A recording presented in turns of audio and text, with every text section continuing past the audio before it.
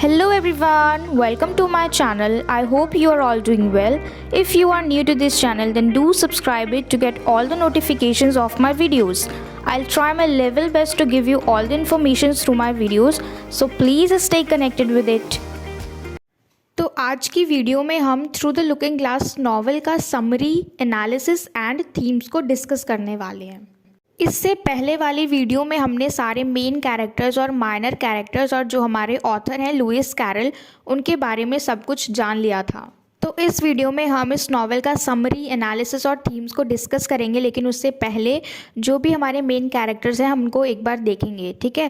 क्योंकि in case if you are not having that much time to watch that video in which I have discussed जो भी हमारे सारे main characters हैं उनको, ठीक है, इसलिए हम यहाँ पे एक बार देख लेते हैं। तो ये नॉवल जो है एक बच्ची जो कि सिर्फ 7.5 साल की है, जिसका नाम है एलिस, और ये जब अपनी कैट के साथ मिरर के सामने खड़ी होकर ऐसे ही बस बात कर रही होती है, उसको बता रही होती है कि जो दूसरा वर्ल्ड है मिरर के उस पार वो किस तरीके का है। तो अभी हम पूरा नहीं देखेंगे क्योंकि अभी हम समरी करेंगे, उसमें देखेंगे, ठीक है। अभी तो हम सिर्फ कैरेक्टर डिस्कस कर रहे हैं। दूसरा कैरेक्टर आता है हमारा रेड क्वीन, उसके बाद हम मिलते हैं वाइट क्वीन से, and then the red king, उसके बाद द वाइट किंग, उसके बाद हमारे 2 पेयर्स ऑफ फैटी मैन है जिसका नाम है ट्विडली डी एंड ट्विडली डम। उसके बाद हम मिलते हैं हम्प्टी और डम्प्टी से जो कि एग्स हैं, राइट। और उसके बाद नेक्स्ट है हमारा द वाइट नाइट। ये तो हमारे हो गए मेन कैरेक्टर्स। अब इसके अलावा जो छोटे मोटे कैरेक्टर्स हैं जैसे कि फूलों के नाम हैं, जैसे टाइगर लिली, रोज़, डेजीज, उसके अलावा हैगा and Hatta and so on. तो इतना तो हो गया हमारा ओवरऑल, ठीक है। तो अब हम स्टार्ट करते हैं समरी और एनालिसिस। तो हम किस तरीके से करेंगे, ये जो पूरा नॉवल है इसमें हमारे टोटल 12 चैप्टर्स हैं, ठीक है। तो हम 2-2 चैप्टर को एक साथ करेंगे। पहले 2 चैप्टर की समरी, उसके बाद उस समरी का एनालिसिस, उसके बाद फिर से 2 चैप्टर की समरी, उसके बाद फिर से उसका एनालिसिस, ताकि आपको अच्छे से समझ में आ जाए हर चीज़ की प्लॉटिंग, और आप फिर कंफ्यूज ना हो और आपको कहानी अच्छे से समझ में आए। ये वीडियो थोड़ी सी लंबी ज़रूर है, लेकिन ये जो नॉवल है ये बहुत ज़्यादा इंटरेस्टिंग है। अगर मैं चाहूँ तो हम इसको शॉर्ट में कर सकते हैं, लेकिन आपकी खुद की अंडरस्टैंडिंग के लिए मैं इसको शॉर्ट में नहीं कर रही हूँ। जो हम समरी और एनालिसिस डिस्कस करेंगे हम उसी में जो भी मेन चीज़ें हैं उनको डिस्कस करेंगे, ताकि कहानी आपको अच्छे से समझ में आए कि है क्या। तो चलिए अब हम स्टार्ट करते हैं, right. The novel opens with Alice curled in a corner of the great arm chair, drowsily mumbling to herself, watching her pet kitty as she unravels a ball of string। तो ये novel जो है ये किस तरीके से शुरू होता है, यानी एलिस के साथ ही शुरू होता है। और हमें पता है कि एलिस कौन है, एक बच्ची है जो कि सिर्फ 7.5 साल की है। तो ये अपने घर में कोने में कॉर्नर में एक आर्म चेयर पे बैठी हुई है, किस तरीके से, कर्ल होके यानी घूम के बैठी हुई है, और अपने आप से ही बातें कर रही है। और क्या देखती है वो, अपनी पेट किटी, यानी उसकी पेट जो है किटी, जो कि कैट है, उस कैट का नाम है किटी। वो क्या कर रही है, जो तार है बहुत सारे उलझे हुए उनको सुलझा रही है, ठीक है, उसकी किटी, और वो उसको देख रही है। She picks Kitty up and rebukes her for being naughty and start talking to her about the looking glass house। अब देखो ये क्या करती है, क्योंकि ये अकेली है, अपने घर में अकेले ही रहती है, ठीक है। फिर ये जाती है अपनी किटी के पास, उसको उठाती है अपने गोद में और फिर डांटने लग जाती है कि वो बहुत ज़्यादा नॉटी है, बहुत ज़्यादा शरारतें करने लगी है। और फिर क्या करती है, वो लुकिंग ग्लास हाउस के बारे में बात करने लग जाती है। यानी मतलब वो अभी से ही इतनी ज़्यादा इमेजिनेटिव माइंड रखती है कि वो अभी ये सब सोच रही है कि जो लुकिंग ग्लास हाउस है वो किस तरीके का होगा। और फिर वो सारी चीज़ें डिस्कस करने लग जाती है अपनी किटी के साथ, यानी कैट के साथ। A fantasy world on the other side of the mirror where everything is in reverse, like when a book is held up in front of a mirror and the word runs backwards। अब Alice अपनी kitty से क्या बातें कर रही है कि एक फैंटेसी वर्ल्ड है जहाँ पे मिरर के दूसरी तरफ, जहाँ पे सारी चीज़ें रिवर्स है यानी उल्टी है। अगर हम किसी बुक को पकड़ेंगे तो उसको हम किस तरीके से पढ़ सकते हैं, जब हम मिरर के सामने जाएंगे और फिर उस बुक को वहाँ पे रखेंगे, तभी हम उस बुक में जो भी चीज़ें लिखी हुई हैं उसको पढ़ेंगे। अदरवाइज़ क्योंकि वो बैकवर्ड है तो हमें समझ नहीं आएगी। अब क्योंकि वो मिरर वर्ल्ड है तो उसमें सारी चीज़ें रिवर्स हैं, ठीक है। तो बुक है तो उसके ऊपर जो भी चीज़ें लिखी हुई हैं अल्फ़ाबेट्स, वो सारे रिवर्स हैं। तो अगर हमें उसको पढ़ना है तो हमें उसे मिरर के सामने लगाना पड़ेगा, ताकि हमें समझ में आए चीज़ें कि उस पर क्या लिखी हुई हैं, राइट। नेक्स्ट है हमारा little Alice holding up Kitty to the mirror imagines a world inside the mirror, and in another moment she is already in the looking glass room। अब देखो, जैसे ही किटी को अपनी गोद में लेके जाती है एलिस मिरर के सामने और इमेजिन करती है कि कैसी होगी, ठीक है, जो दूसरी दुनिया है, मिरर वर्ल्ड जो है वो किस तरीके का होगा। वो इतना इमेजिन करते करते के साथ ही वो उस दुनिया में पहुंच जाती है, ठीक है। तो अब जो आगे की कहानी है वो यहीं से शुरू होती है कि जब वो अपने साथ किटी को मिरर के सामने लेके खड़ी थी और बातें कर रही थी, और तभी वो उस दुनिया में पहुंच गई। किस दुनिया में? जो लुकिंग ग्लास वर्ल्ड है उसमें। Inside the looking glass house, Alice finds a room similar to her own, but she realizes several strange differences, like the pictures on the wall next to the fire seem to be all alive, and the chessmen are alive and walking about two and two. तो यहाँ से अब जो Alice है वो looking glass house में पहुँच चुकी है। अब ये क्या देखती है कि जब वो वहाँ पे गई तो उसने सारी चीज़ें सिमिलर ही देखी, मतलब सब चीज़ उसके रूम की तरह ही था, लेकिन फिर भी उसे कुछ चीज़ें जो है वो स्ट्रेंज लग रही थी। क्या क्या चीज़ें थी वो? जो भी पिक्चर्स दीवार पे लगे हुए थे वो, और जो भी चेसमैन थे वो सारे अलाइव थे, क्योंकि देखो जब वो अपने घर में थी, जो उसका रियल वर्ल्ड था, वहाँ पे चेस का गेम अगर उसने रखा होगा तो वो सिर्फ एक गेम की ही तरह था। लेकिन अब यहाँ पे जब वो ग्लास वर्ल्ड में आ गई है तो वो जो गेम है, चेस गेम चल रहा है जो, उसमें सारी चीज़ें अलाइव हैं और पीपल जो हैं वो वॉक कर रहे हैं, ठीक है। She comes to the aid of the White Queen's daughter Lily, but also realizes that she is invisible to the chess pieces. अब यहाँ पे जो एलिस है वो किस लिए आई है यहाँ पे इस वर्ल्ड में, कि जो गेम चल रहा है चेस का उसमें वो वाइट क्वीन की मदद करने आई है, क्योंकि जो वाइट क्वीन की डॉटर है लिली वो बहुत ज़्यादा छोटी है और वो नहीं खेल पा रही है। तो अब वो इस गेम में, चेस गेम में, वाइट क्वीन की डॉटर लिली की जगह पे खेलेगी और वो वाइट क्वीन की पॉन बनेगी, ठीक है। तो ये जो गेम चल रहा है इसमें वो किसकी तरफ से खेलेगी? अब वाइट क्वीन की डॉटर की तरफ से, यानी लिली की तरफ से।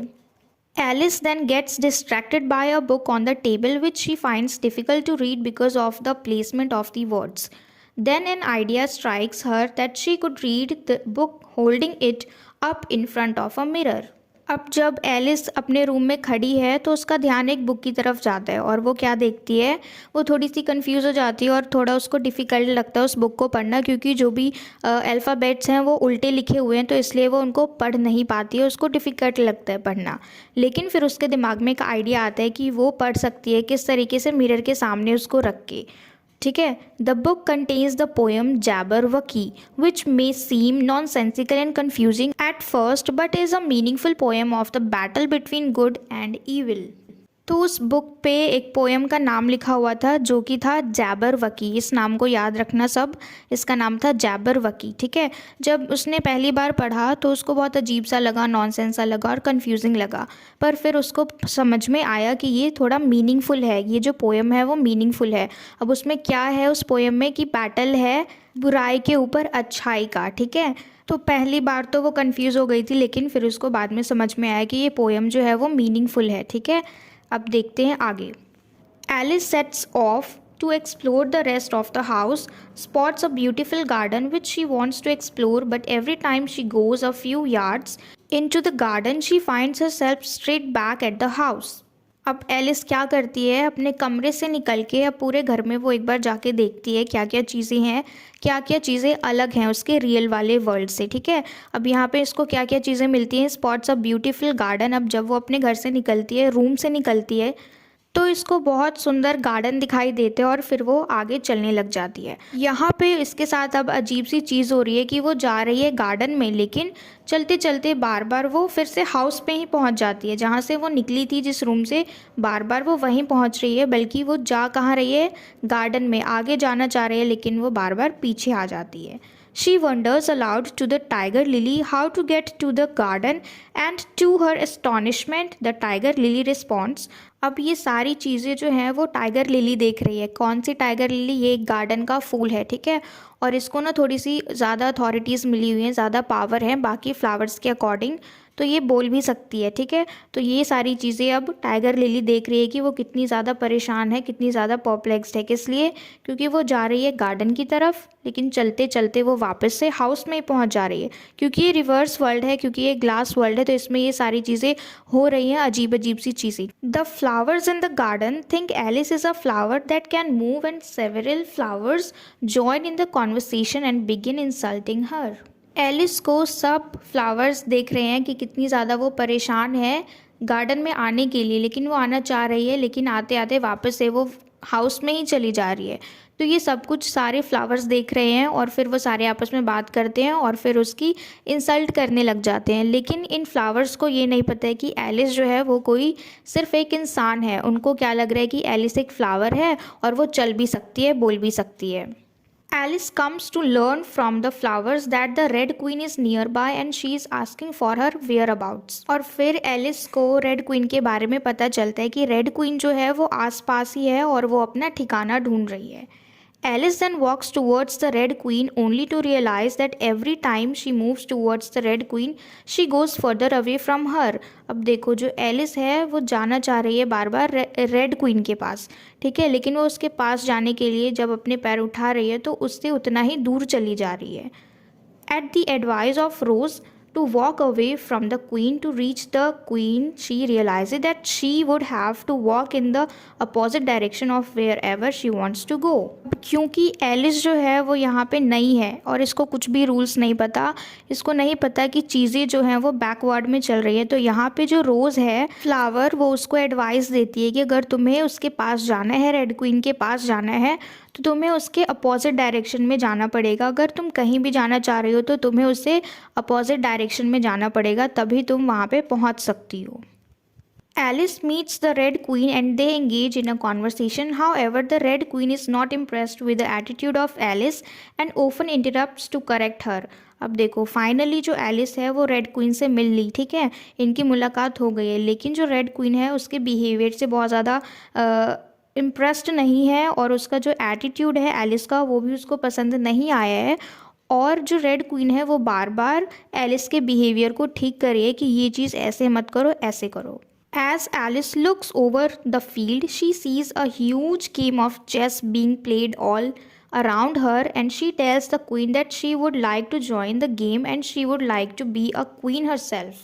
अब जब एलिस की नज़र पड़ती है गेम पे, कौन से गेम पे, चेस का गेम जहाँ पे चल रहा है, बहुत बड़ा सा गेम है, वहाँ पे सब लोग खेल रहे हैं, तो यहाँ पे एलिस रेड क्वीन से कहती है कि उसका भी मन है इस गेम को ज्वाइन करने का और इसमें जाके फिर क्वीन बन जाने का। The red queen tells Alice that she can stand in as the white queen's pawn since Lily, the daughter of the white queen, is still too young to play and when she gets to 8 square she will be a queen। अब यहाँ पे जो red queen है वो कहती है Alice को कि ठीक है तुम खेल सकती हो, लेकिन तुम रेड क्वीन की तरफ से खेलोगी, उसकी जो बेटी है लिली उसके तरफ से, यानी वाइट क्वीन के पॉन बन के। और इसी के साथ जो रेड क्वीन है वो उसको क्या बताती है कि अगर वो 8 स्क्वायर तक पहुंच जाएगी तो वो क्वीन बन सकती है। Alice never quite makes out how it all began, but she remembers running as fast as she could with the Red Queen hand in hand and yet still remains as the same place just where they had started running। अब देखो यहाँ पे क्या होता है, जब ये दोनों हाथ पकड़ के मतलब भागना शुरू करते हैं, क्योंकि ये एक ग्लास वर्ल्ड है तो यहाँ की जो प्लॉटिंग है वो बार बार चेंज हो रही है, ठीक है। तो यहाँ पे जो रेड क्वीन है ये दोनों साथ में भाग रहे हैं, एक दूसरे के साथ हाथ पकड़ के भाग रहे हैं। जितनी तेज़ी से भाग रहे हैं, भागते भागते ये लोग फिर से वहीं आ गए जहाँ से इन्होंने भागना शुरू किया था। The Red Queen tells Alice that they have to run as fast as they can to be at the same place। The Queen gives Alice instruction on how to cross the other square and reach the last square and with that she vanishes। अब यहाँ पे जो Alice को समझाती है red queen कि किस तरीके से भागना है, अगर हमें पहुंचना है तो किस तरीके से भागना है, और उसको इंस्ट्रक्शंस देती है कि किस तरीके से जो स्क्वायर्स हैं, जो चेस में स्क्वायर्स हैं, उनको किस तरीके से रीच करना है, कैसे वहां तक पहुंचना है। और फिर इतना बताने के बाद वो वहां से गायब हो जाती है। यानी अब यहाँ पे रेड क्वीन जो है वो अब एलिस को अकेला छोड़ चुकी है, यहाँ से जा चुकी है। तो यहाँ तक तो था हमारा समरी चैप्टर 1 और 2 का। अब हम चलते हैं इसके एनालिसिस पे। The lonely 7.5-year-old protagonist Alice is often left by herself with no companion, so she keeps herself entertained by playing pretend।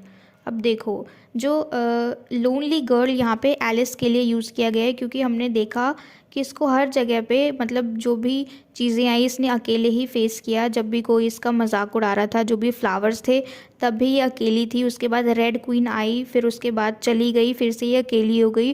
और जब वो रियल वर्ल्ड में रहती थी तब भी वो अकेली ही थी अपनी किटी के साथ, यानी अपनी कैट के साथ।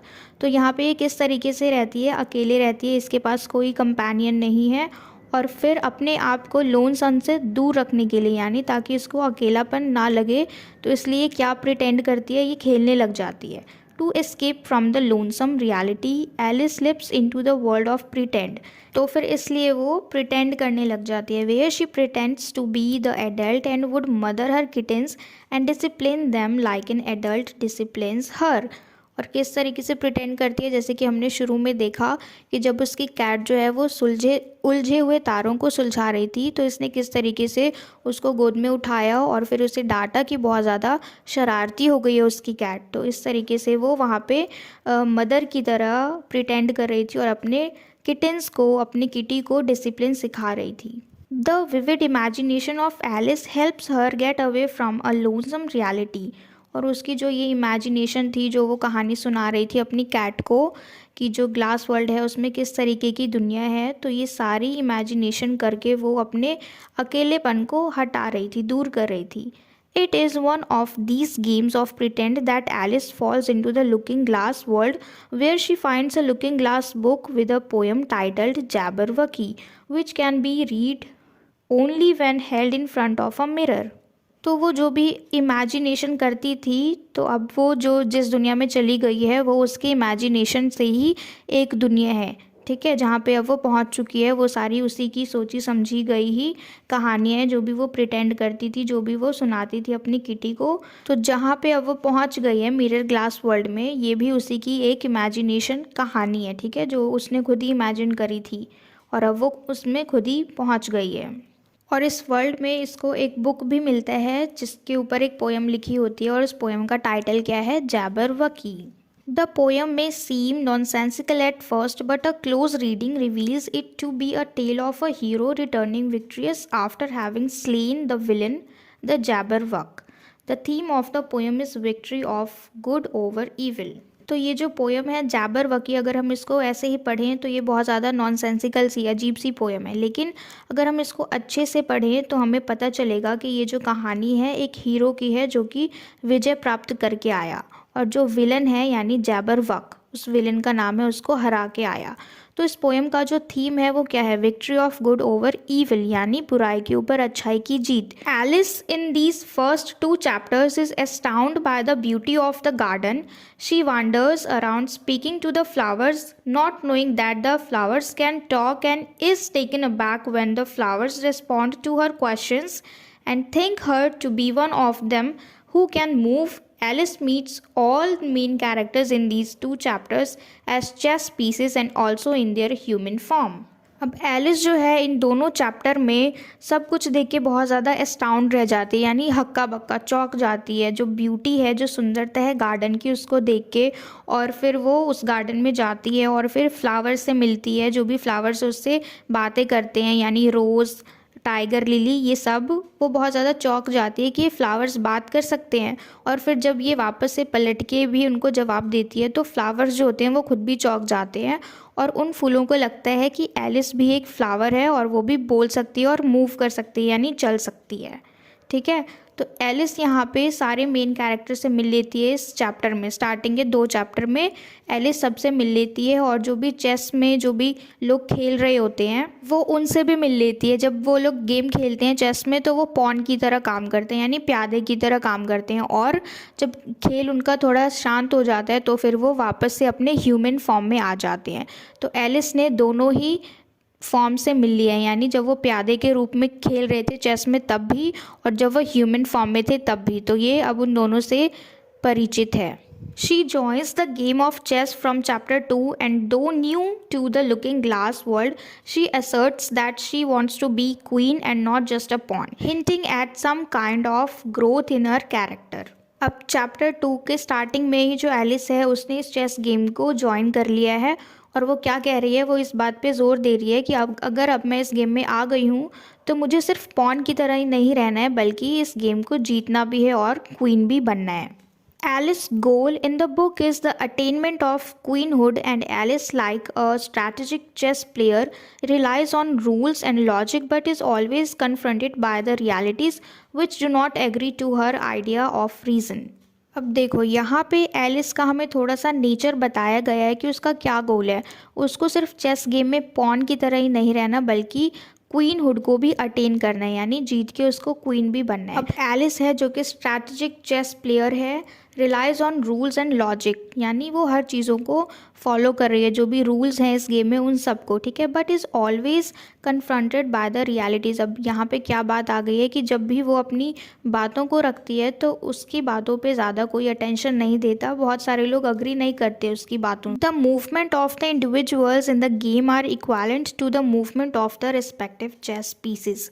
अब जैसा कि हमने पहले देखा कि जो एलिस है वो सबसे मिल चुकी है, जो भी लोग हैं जो चेस खेल रहे हैं वो सारे लोग रियलिटी में जब भी चेस गेम से बाहर आ रहे हैं तो वो ह्यूमन फॉर्म में कन्वर्ट हो जाती हैं, लेकिन जब वो लोग चेस गेम खेल रहे हैं तो वो प्यादे के रूप में चेस के अंदर हैं। तो यहाँ पे जो भी मूवमेंट है इंडिविजुअल्स की वो सारी मूवमेंट इक्वल है किसके, जब वो गेम चल रहे हैं उनके चेस पीसेस में, जो भी गेम चल रहे हैं, जो भी मूवमेंट हो रहे हैं उनके रियल में और गेम में, वो सारे इक्वल हैं, यानी बराबर हैं, इक्वालेंट हैं। तो यहाँ पे तो हमारी जो भी समरी थी चैप्टर 1 और 2 की और एनालिसिस थे वो कंप्लीट हो गए, ठीक है। तो अभी तक हमने देखा कि जो एलिस है वो किस किस से मिली, पहला जो रेड क्वीन थी उससे मिली और जो भी फ्लावर्स थे उससे मिली, ठीक है। इसके अलावा इसको शुरुआत के इन 2 चैप्टर्स में ये पता चला कि क्या क्या चीज़ें, जो भी अजीब अजीब चीज़ें हो रही हैं, अब उसको आदत हो गई है कि मतलब अगर उसको किसी के पास जाना है तो उसको अपोजिट डायरेक्शन में चलना पड़ेगा। तो इन सारी चीज़ों की आदत हो गई है, उसको सब कुछ पता लग गया, अब ये सारी चीज़ें उसे अजीब नहीं लगेंगी। लेकिन आगे चलेंगे जब हम देखेंगे आगे कहानी में तो जो भी प्लॉटिंग है वो बार बार चेंज हो रही है, तो यहाँ पे वो थोड़ा सा कंफ्यूज हो जाती है, थोड़ा परप्लेक्स हो जाती है। फिर भी उसको अब रीज़न पता है कि ऐसा क्यों हो रहा है, क्योंकि वो अभी ग्लास वर्ल्ड में है इसलिए। तो चलिए अब हम डिस्कस करेंगे चैप्टर 3 और 4 की समरी और फिर उसके बाद उसके analysis. Alice finds herself on a train as instructed by the Red Queen with a goat, a beetle and a man dressed in white paper. अब एलिस जो है वो अपने आप को अचानक से कहाँ पाती है, एक ट्रेन के अंदर पाती है, जैसे कि रेड क्वीन ने उससे कहा था। और उस ट्रेन में उसके साथ कौन कौन होते हैं, एक गोट यानी बकरी, बीटल एक इंसेक्ट और एक आदमी जिसने कैसे कपड़े पहने हुए हैं, एक वाइट पेपर की तरह।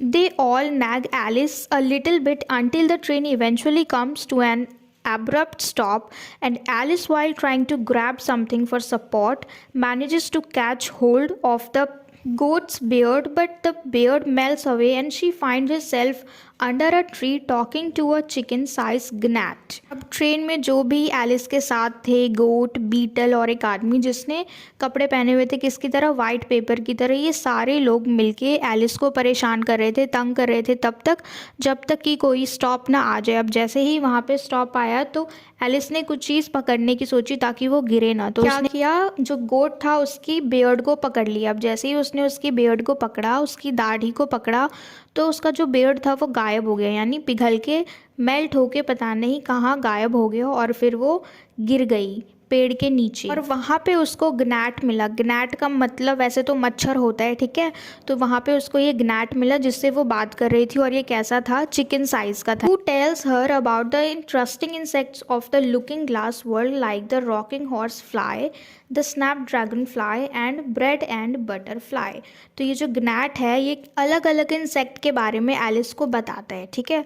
After learning about the names of different kinds of insects of the looking glass world, she sets off again, determined to reach the 8th square, and she discovers that she has forgotten the names of things, even her own name। अब जब ग्नैट से बातचीत करने के बाद जब Alice को सारी चीज़ों के नाम पता चले तो वो धीरे धीरे अचानक से सारी चीज़ें भूलने लगी, यानी हर चीज़ों के नाम भूलने लगी, सब कुछ भूलने लगी, यहाँ तक कि वो अपना खुद का नाम भी भूल गई। लेकिन उसको एक चीज़ अच्छे से याद थी कि उसको 8 स्क्वायर तक पहुँचना ही है जीतने के लिए चेस गेम को, ठीक है।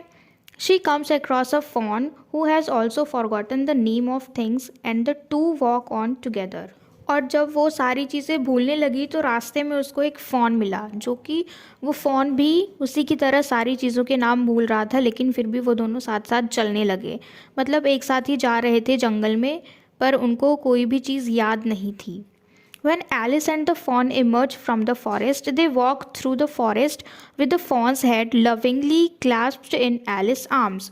अब जब ये रास्ते में जा रहे थे, यानी एक दूसरे की वो भूल चुके हैं, हर चीज़ भूल चुके हैं, अपने बारे में, दूसरे के बारे में, हर चीज़ भूल चुके हैं, नाम भी भूल चुके हैं।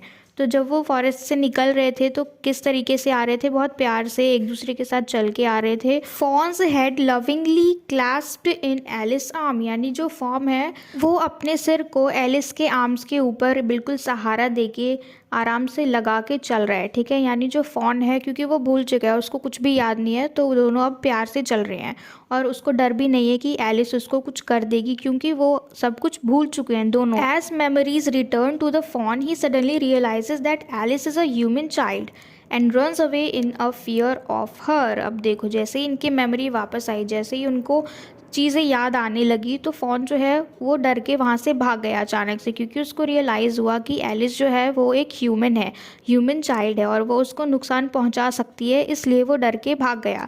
लेकिन उससे पहले फ़ोन और जो एलिस थे वो दोनों बिल्कुल प्यार से साथ में चल रहे थे।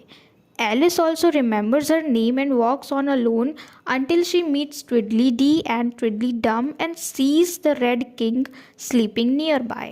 यहाँ पे एक स्ट्रेंज सी चीज़ हुई कि जब वो जंगल में थे तो वो सब भूल गए, नाम भी भूल गए, लेकिन जैसे ही जंगल से बाहर आए तो फॉन को याद आया कि एलिस एक ह्यूमन चाइल्ड है, और उसी के साथ साथ तुरंत एलिस को भी सारी चीज़ें याद आ गई और उसको अपना नाम भी याद आ गया, ठीक है।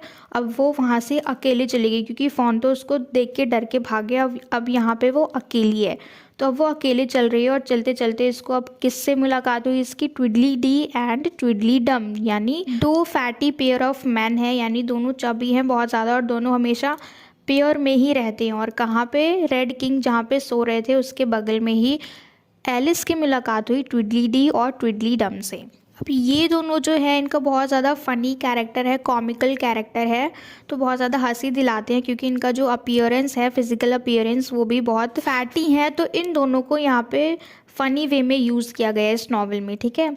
चलिए देखते हैं।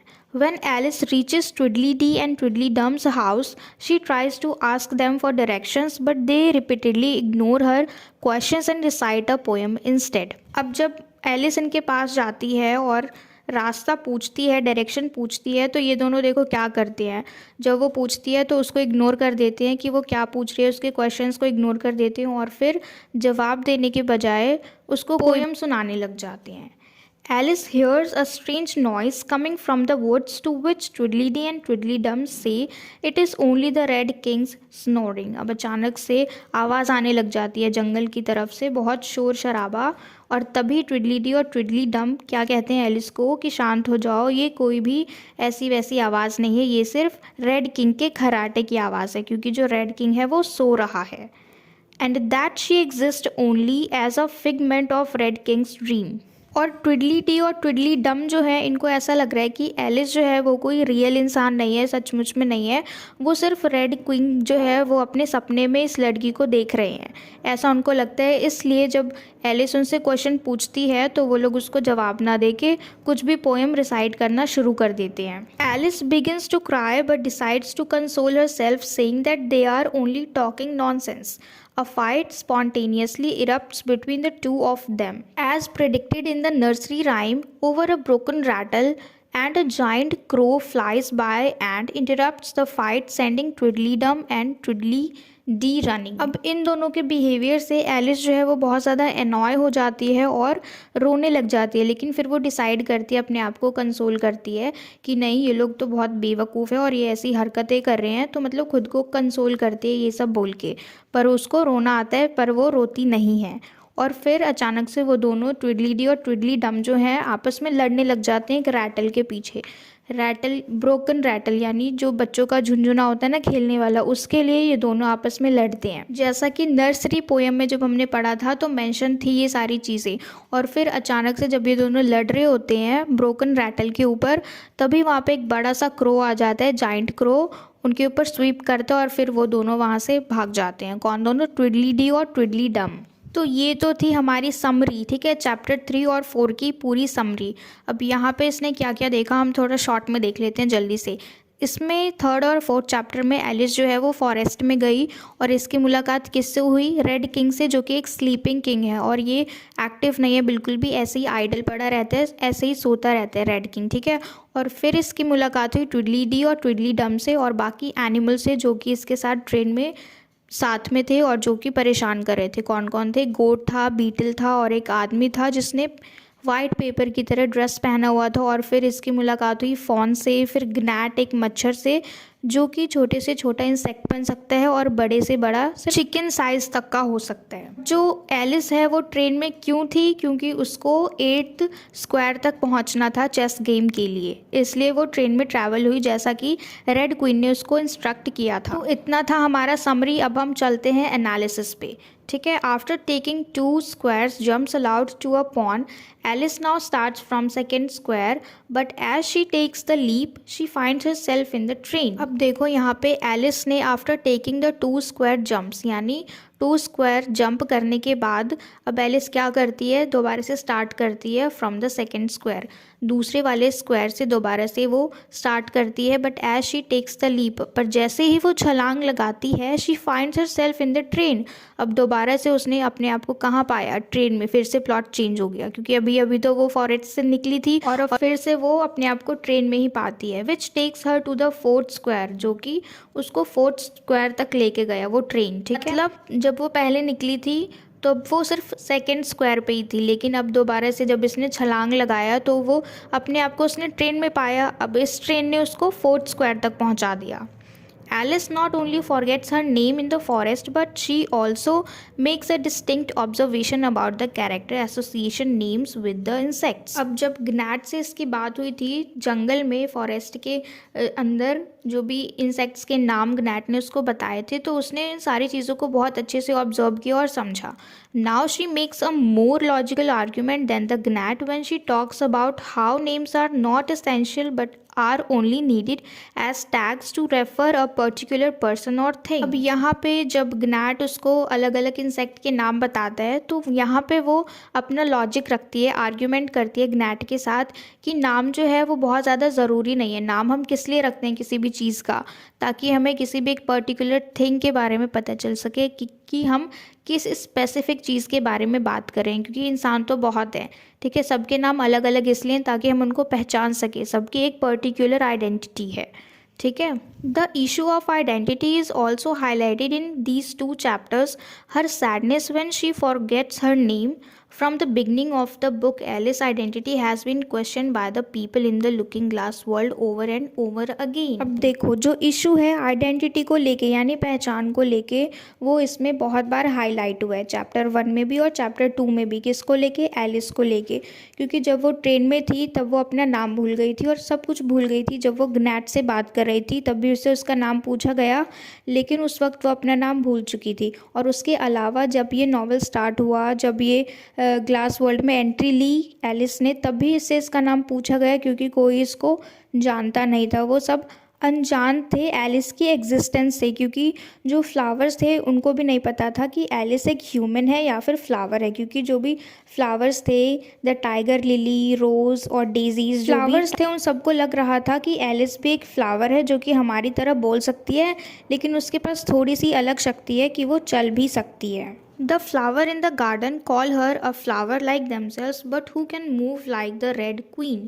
जैसा कि अभी हमने डिस्कस किया कि फ्लावर्स को भी लग रहा था कि एलिस भी एक फ्लावर ही है जो कि रेड क्वीन की तरह चल सकती है, यानी बाकी सारे फ्लावर सिर्फ बोल सकते हैं, मूव नहीं कर सकते, लेकिन जो एलिस है वो रेड क्वीन की तरह ही चल भी सकती है और बात भी कर सकती है। अब यहाँ पे एक चीज़ समझने वाली है कि जो फ्लावर्स हैं उन्होंने ये क्यों कहा कि रेड क्वीन की तरह, क्योंकि जो भी एनवायरनमेंट है उनके गार्डन का, उसमें जो भी चल रहा है वो एक ही इंसान है, वो है रेड क्वीन, और बाकी सारे जो भी फ्लावर्स हैं वो सिर्फ बात कर सकते हैं, चल नहीं सकते, मूव नहीं कर सकते। लेकिन अब यहाँ पे एलिस है और सबको लग रहा है कि एलिस एक फ्लावर है, तो वहाँ पे वो सारे फ्लावर कंपेयर कर रहे हैं खुद से कि नहीं चल सकते, सिर्फ बोल सकते हैं, लेकिन ये जो है ये चल भी सकती है और बोल भी सकती है, जिस तरीके से रेड क्वीन चलती है और बोलती है। Then she forgets her name in the forest and Tweedledee and Tweedledum question her existence and tell her that she is not real but just a figment of the red king's dream. अब यहाँ पे भी इसकी existence को, इसकी identity को question किया गया ट्विडली डी और ट्विडली डम के थ्रू, क्योंकि उनको लग रहा था कि ये कोई रियल इंसान नहीं है, सिर्फ एक ड्रीम है। किसका ड्रीम? रेड किंग का ड्रीम है, और ये लड़की उनके ड्रीम में ही है। Apart from the people questioning her identity, Alice also seems to go through a change in her development as she transitions from childhood to adulthood. अब देखो, उनके क्वेश्चन, जो भी लोग उसके आइडेंटिटी पे क्वेश्चन कर रहे हैं, उसके नाम पे या फिर उसकी एग्जिस्टेंस पे, उन सबको हटा के यहाँ पे थोड़ा सा चेंज जो है वो लाना चाह रही है। कौन? एलिस। चाइल्डहुड से एडल्टहुड में, क्योंकि हमने देखा कि जब वो ट्विडली डी और ट्विडली डम उसको रिस्पॉन्ड नहीं कर रहे थे तो उसको रोना आ रहा था, है ना। She was about to cry, लेकिन वो रोई नहीं। उसने अपने आप को कंसोल किया कि ये लोग तो ऐसे ही बेवकूफ़ हैं, ऐसे ही बेवकूफ़ी भरी हरकतें कर रहे हैं, तो इसलिए उसने उस चीज़ को इग्नोर किया। लेकिन वहाँ पे अगर एलिस की जगह कोई और बच्चा होता जो सिर्फ 7.5 साल का होता तो वो रो देता, वो इतना अंडरस्टैंडिंग नहीं होता, अपने आप को कंसोल नहीं करता। तो यहाँ पे हमने देखा कि उसने किस तरीके से अपने आप को ट्रांजिशन किया, किस तरीके से ट्रांसफॉर्म किया चाइल्डहुड टू एडल्टहुड में। Chapter 2 also introduces to the readers an interesting poem titled The Walrus and the Carpenter. The poem is nonsense poem narrated by Tweedledee and Tweedledum to Alice. अब देखो, जब हम इस novel को पढ़ रहे हैं तो इसमें एक और पोएम से इंट्रोड्यूस करवाया जिसका नाम है the walrus and the carpenter, जो कि एलिस को सुनाया जाता है ट्विडलीडी और ट्विडलीडम के थ्रू। ठीक है, ये बहुत नॉनसेंस पोएम है, नॉनसेंसिकल पोएम है, जो कि ट्विडलीडी और ट्विडलीडम सुनाते हैं किसको? एलिस को। It is interpreted by many as walrus to be the caricature of Buddha because of his size and the carpenter of Jesus Christ because Jesus followed the tree. अब बहुतों के द्वारा ये कहा जाता है कि जो वालरस है, ये जो पोएम है वालरस एंड द कारपेंटर, वो किसकी कहानी है? तो जो वालरस है वो बुद्ध के लिए रिप्रेजेंट किया गया है, और जो कारपेंटर है वो एज अ जीसस क्राइस्ट इस पोएम में मेंशन किया गया है। ठीक है, तो बेसिकली देखा जाए तो अभी तक इस पूरे नावल में 2 पोएम्स के बारे में ज़िक्र हुआ है। पहला जैबरवकी, जो कि एलिस को पहली नज़र में बहुत अजीब सा लगा था, नॉनसेंस लगा था, पर जब उसने ठीक से पढ़ा तो उसको समझ आया कि हाँ, ये पोएम बहुत मीनिंगफुल है और उसमें क्या कहानी थी। उस पोएम का थीम क्या था कि बुराई के ऊपर अच्छाई की जीत। और दूसरा है वालरस एंड कारपेंटर, ये वाला जो पोएम है ये एलिस को सुनाया गया ट्विडलीडी और ट्विडलीडम के थ्रू। तो टोटल हो गए हमारे 2 पोएम, जैबरवकी और दूसरा the walrus and the carpenter. तो इन दोनों पोएम्स में बिल्कुल भी कंफ्यूज नहीं होना है, राइट। तो यहाँ पे इसी के साथ हमारा चैप्टर 3 और 4 के जो समरी और एनालिसिस थे वो कंप्लीट हो गए हैं, राइट। तो अब हम चलते हैं चैप्टर नंबर 5 और 6 के समरी की तरफ। Alice slips away and encounters the white queen who tells her that time moves backward in the looking glass world. अब यहाँ पे एलिस जो है दोबारा से प्लॉट चेंज होता है और वो स्लिप होके कहाँ जाती है, किससे मिलती है? वाइट क्वीन से, जिसने उसको बताया था कि ये जो लुकिंग ग्लास वर्ल्ड है इसमें सारी चीज़ें बैकवर्ड की तरफ चलती हैं। She speaks, the queen plasters her fingers, then screams in pain and finally pricks her finger on a brooch. मतलब वो क्या कहती हैं कि जो क्वीन है वो क्या करती है, अपने फिंगर को पहले प्लास्टर करती है, उसके बाद चिल्लाती है, स्क्रीम करती है जब उसको दर्द होता है तो, और फिर फाइनली क्या होता है, उसके फिंगर में वो ब्रूच जो है वो चुभ जाता है। ठीक है, all of which actually should happen in reverse when a person prix her fingers. अब ऐसा कब होता है? बिल्कुल उल्टा ही हो गया, क्योंकि जब हमें लगती है तो हमें पहले चोट लगती है, फिर हम चिल्लाते हैं, फिर ब्लड निकलता है, उसके बाद हम उस पर प्लास्टर करते हैं, बैंडेज लगाते हैं। यहाँ पे क्या हुआ? यहाँ पे उल्टा हुआ, पहले सब कुछ कर दिया, उसके बाद उसकी उंगली में कुछ चुभा। After explaining to Alice that she used to perform these impossible things daily, she suddenly transforms into a sheep in a shop and asks a stupefied Alice what she would like to buy. अब white queen जो है Alice को ये सारी चीज़ें बताने के बाद उसको कहती है कि ये जो इम्पॉसिबल थिंग है ना, कि ये जो रिवर्स में होती है, सारी चीज़ें उल्टी होती हैं, ये सारी वो चीज़ें रोज़ ही करती है, इम्पॉसिबल चीज़ें वो उसका डेली का है। ठीक है, और फिर ये सारी बातें बताते बताते जो वाइट क्वीन है वो खुद ही ट्रांसफॉर्म हो जाती है एक शीप में, और वो शीप एक दुकान के अंदर होता है। मतलब वो अचानक से ये सब बताते बताते अपने आप को ही एक शीप में ट्रांसफॉर्म कर लेती है, और वहाँ पे एक दुकान भी होता है, तो उसी दुकान में वो बैठी हुई होती है। और ये सब कुछ देख के जो एलिस है वो बिल्कुल स्टूपिफाइड हो जाते हैं, यानी सुन पड़ जाती है, चौंक जाती है कि अभी तो ये मुझसे बात कर रही थी, अब अचानक से वो शीप में चेंज हो गई और वहाँ पर एक शॉप भी आ गई। तो वो एलिस से पूछती है कि वो उसके दुकान से क्या चीज़ें खरीदना चाहती है। Before Alice can gather her wit and reply to her question, the sheep ask Alice if she knows how to row, and before Alice can reply to the question they are already on the boat with Alice rowing down a stream. अब जब white queen उससे पूछती है, जब वो transform हो जाती है शीप में, तो उससे पूछती है कि वो क्या चीज़ें खरीदना चाहती है उस दुकान से। लेकिन वो जैसे ही उससे पूछती है, उससे पहले तुरंत वो पूछने लग जाती है वाइट क्वीन उससे कि क्या उसको नाव चलाना आता है या नहीं। तो एलिस हाँ या ना में जवाब दे उससे पहले ही वो दोनों नाव में बैठ चुके होते हैं और एलिस उस नाव को चला रही होती है। यानी उसको मौका ही नहीं मिला कि वो कुछ हाँ या ना में जवाब दे। उससे तुरंत पूछा और फिर तुरंत वो नाव में बैठ गए दोनों। क्योंकि यहाँ पे प्लॉट चेंज हो रहा है, बार बार सब कुछ चेंज हो रहा है, क्योंकि वो बैकवर्ड में चल रही है और जो वाइट क्वीन है वो क्वीन है, इसलिए उसके पास पावर्स हैं और फिर वो उसका यूज़ भी कर रही है। Then the boat crashes on to a hard surface and sends Alice falling, and when she gathers herself up she finds herself standing inside the shop. अब देखो क्या होता है, अब लास्ट में जो बोट है वो टकरा जाती है सरफेस से और फिर जो एलिस है वो फिर से अपने आप को कहाँ पाती है, दुकान के अंदर। Alice now half frightened and half astonished, यानी वो डरी हुई है और चौंकी हुई है, purchases an egg from the sheep, वो शीप से यानी वाइट क्वीन से वो एग खरीदते हैं यानी अंडे, and find herself back in the forest where the egg has changed into Humpty and Dumpty. अब यहाँ पे एग खरीदने के बाद जैसे उसने एग को खरीदा, अब वापस से वो कहाँ पहुँच गई, फॉरेस्ट में, यानी जो प्लॉटिंग है वो चेंज हो गई। अभी वो शिप के साथ थी यानी वाइट क्वीन के साथ थी शॉप में, लेकिन अब वो फिर से फॉरेस्ट में पहुंच गई जैसे ही उसने एग को खरीदा।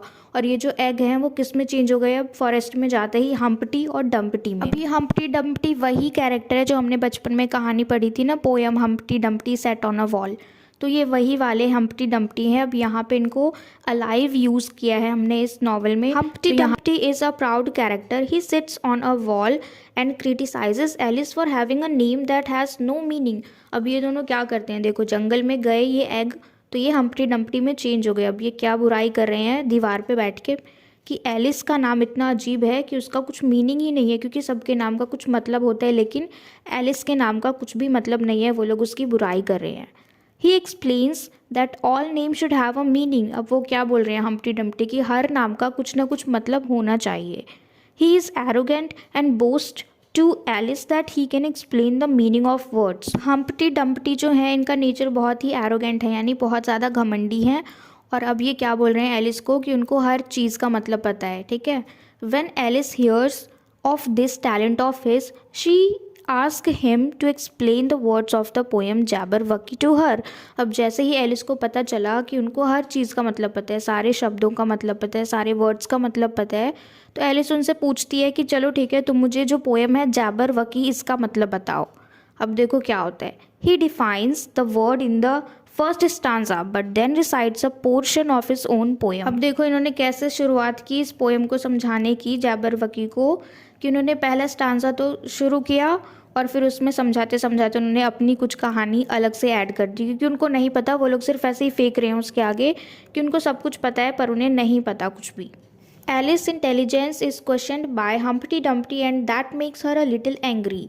As she walks away, mumbling to herself, she hears a loud crash that shakes the forest and she watches the soldiers and the horsemen running to Humpty Dumpty trying to put back the shattered Humpty Dumpty again just as it is in the nursery rhyme। जिस तरीके से हम्पटी और डम्पटी Alice के intelligence पे question कर रहे थे, मतलब पूछ रहे थे, तो ये चीज़ एलिस को बहुत ज़्यादा गुस्सा दिला रही थी और फिर वो वहाँ से जाने लगी, उन दोनों को इग्नोर करके, अपने आप से कुछ कुछ बोल के कि वो लोग बेवकूफ़ हैं, ऐसे ही नॉनसेंस ही बातें करते हैं, और वो वहाँ से फिर चली गई। और उसने अचानक से आवाज़ सुनी, बहुत शोर शराबा होने लगा फॉरेस्ट की तरफ से, और उसने देखा कि फॉरेस्ट की तरफ से सोल्जर्स आ रहे हैं, हॉर्समैन आ रहे हैं।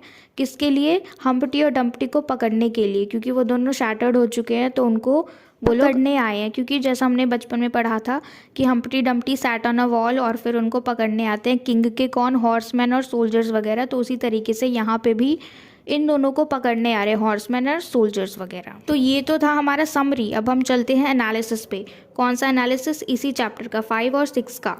Alice meets the White Queen again, who appears to her as a clumsy, frivolous woman who has difficulty in cleaning herself up. इतना सब कुछ होने के बाद एलिस जो है फिर से प्लॉटिंग चेंज हुई। अभी वो फॉरेस्ट में थी और अब फिर से वो वाइट क्वीन से मिली। अब कैसा अपीयरेंस है इसका, बहुत क्लमजी है यानी अजीब सा, बेढंगा सा है।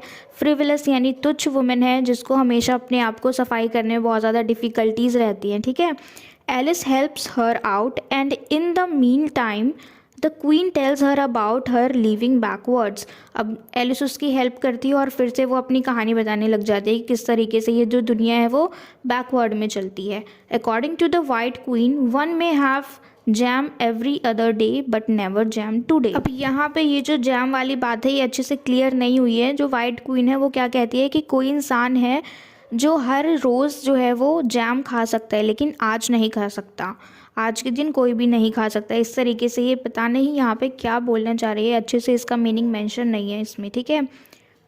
अब हम आगे चलते हैं, वो है the adults in the poem such as the white queen do not behave like adults, looking glass world is a bizarre world where things are reversed. अब यहाँ पे हम बात करते हैं कि जैसे कि देखो वाइट क्वीन, अब यहाँ पे दिखा रहे हैं कि ये जो रिवर्स वर्ल्ड है, लुकिंग ग्लास वर्ल्ड है जिसमें सारी चीज़ें बैकवर्ड चलती है, यहाँ पे जो भी लोग हैं वो एडल्ट की तरह बिहेव नहीं कर रहे हैं बल्कि वो बच्चे की तरह बिहेव कर रहे हैं। बहुत ही बिजार यहाँ पे नेचर है इनका, क्योंकि जो अब एग्जाम्पल के लिए यहाँ पे वाइट क्वीन को ही ले लेते हैं क्योंकि इसका ही इतना अजीब सा बिहेवियर है कि ये बार बार सारी चीज़ें बैकवर्ड में चलती हैं, करती भी है और फिर बार बार वही कहानी ये एलिस को भी सुनाती है। और जिस तरीके से इसने अभी हरकत की थी कि अपने आप को ही इसने शिप में ट्रांसफॉर्म कर लिया था, दुकान में थी और फिर इसने एलिस से पूछा कि वो क्या ख़रीदना चाहती है और फिर उसके जवाब के बिना ही ये बोट में चले गए, उससे पहले ही, अगर एलिस हाँ या ना कुछ बोले उससे पहले ही। तो इस नॉवल में जो भी एडल्ट्स हैं वो एडल्ट की तरह बिहेव नहीं कर रहे हैं। Alice one of the youngest characters is the most logical character. अब ये जो नॉवल है, हमने जितने भी कैरेक्टर्स देखे अभी तक सब एलिस से बड़े ही हैं।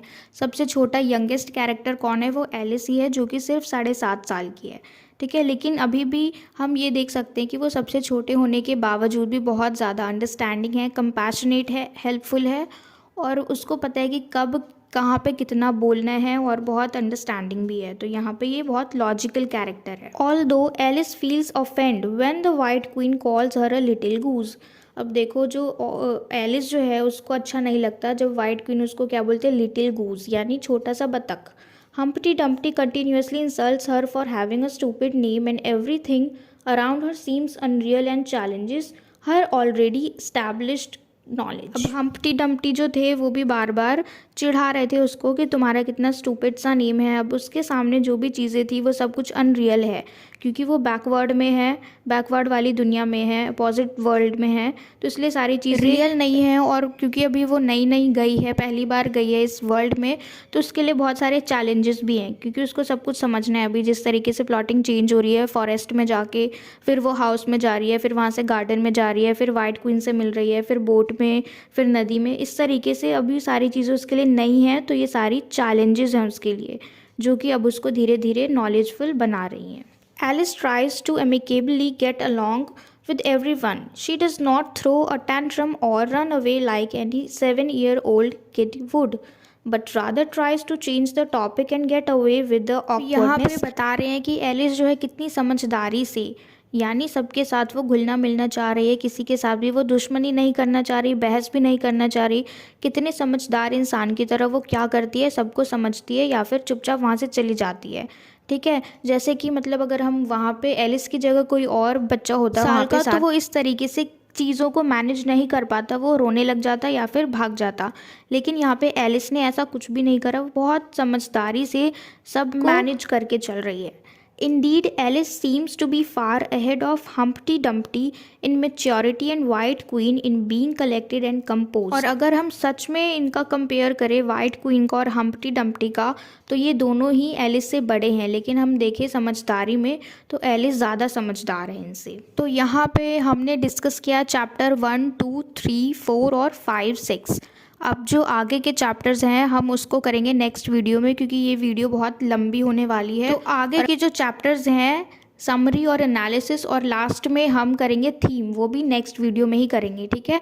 तो उस वीडियो को भी ज़रूर देख लेना ताकि आपको इसकी जो एंडिंग है कहानी की वो भी अच्छे से समझ में आए। तो फाइनली आगे की जो भी कहानी है वो हम नेक्स्ट वीडियो में डिस्कस करेंगे guys. Okay, so please let me know in the comment box if you like this video, और अगर कुछ भी डाउट्स हैं तो इस वीडियो के कमेंट में मुझे बता देना, so that I will clear all doubts in the next video.